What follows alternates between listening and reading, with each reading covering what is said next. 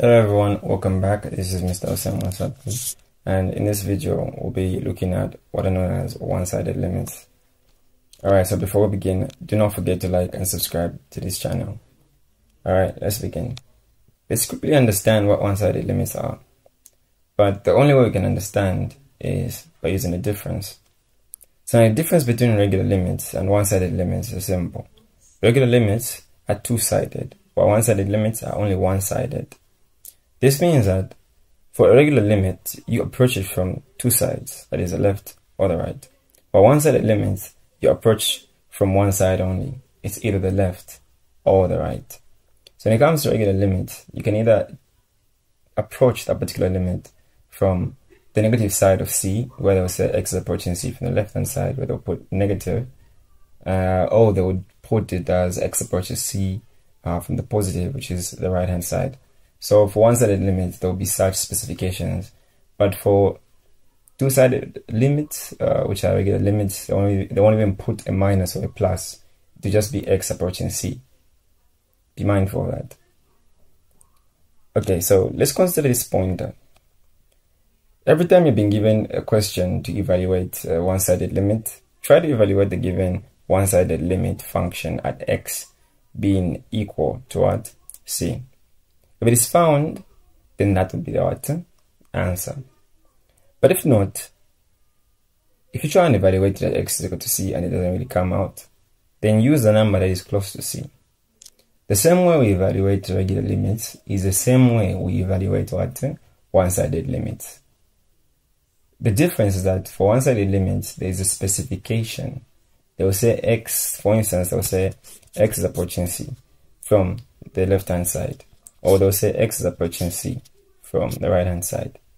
But for regular limits, they'll just say x is approaching C, just like that. They won't specify if it's minus or a plus.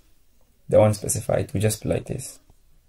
If you see this, then that is a regular limit. If you see this, it's a one-sided limit. Even this is a one-sided limit. So the same way you evaluate these regular limits is literally the same way you evaluate these limits. So if you can evaluate regular limits, then you can also evaluate one-sided limits.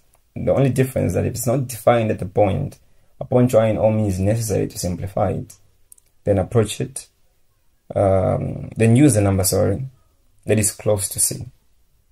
For instance, if you have 4 and the function is not being defined at x being equal to 4, regardless of how many times you simplified, then if they specify that x is approaching 4 from the right hand side, it's not being evaluated at this point, then just pick a value that is just after 4. Or you say x is being equal to what? 4.1. If it was before, it would be x is equal to what? 3.9. Now, let's look at examples and see how they are brought. So they say evaluate the following. So what we'll do here is simple.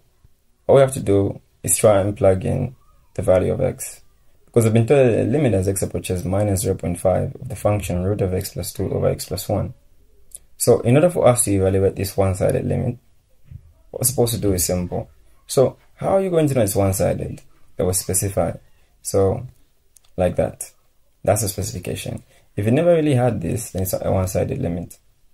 So minus. So this is a limit taken from the left-hand side of the approach. So what we're going to do is try and define this function at 0.5, minus 0.5. So let's try x is being equal to minus 0.5 and see what will happen. So if we plug in, we'll have the root of minus 0.5 plus 2 over minus 0.5 plus 1. Alright, so this in turn becomes, if you say minus 0.5 plus 2, that will give you a 1.5. Minus 0.5 plus 1, that is 0.5. Now I need to put this in a way you can actually understand clearly. So I can multiply top and bottom by 10. In that case, I'll have the root of 15 over 5. And 5 can go into 15. So my answer will be the root of 3. So the limit as x approaches minus 0.5 from the left-hand side of the function x plus 2 over x plus 1 is a radical 3, sorry. So be mindful of that. Let's look at another example. So you can always pause the video and attempt to do this question on your own. So, if we try to evaluate this, let's try and just plug directly. So let's try x is equal to 1. What happens? So if you have the root of 1 minus 1 over 1 plus 2, you end up having the root of 0 over what? 3, because 1 plus 2 is 3. Now, 0 divided by 3 is 0, but 3 divided by 0 is undefined. So I'll be having the root of what? 0. The root of 0 is what? 0. So the final answer is 0. So the limit as x approaches 1 from the right hand side of the function x minus 1 over x plus 2 is 0. Let's look at the last example. So you have this. So you have the limit as x approaches 1 from the left hand side of the function 1 over x plus 2 of the other parenthesis x plus 6 over x of the next parenthesis, which is 3 minus x over 7.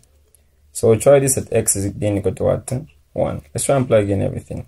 So we have that and that, and finally we have this.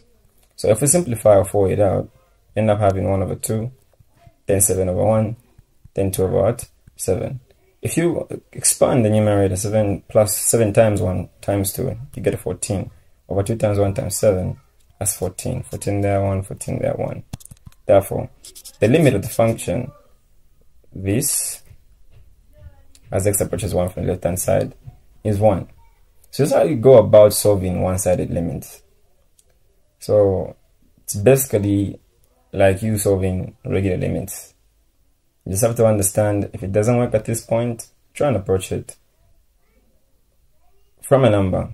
Sorry, from the left-hand side, since it's minus. Try to approach it from the left-hand side, so which means before 1. So if it didn't work here, I would have used 0.9. Alright, so thanks for watching. My name is Mr. Hussein Mosabi. Don't forget to like and subscribe to this channel. Remember to strategize before you become a statistic, and let's try and push for it.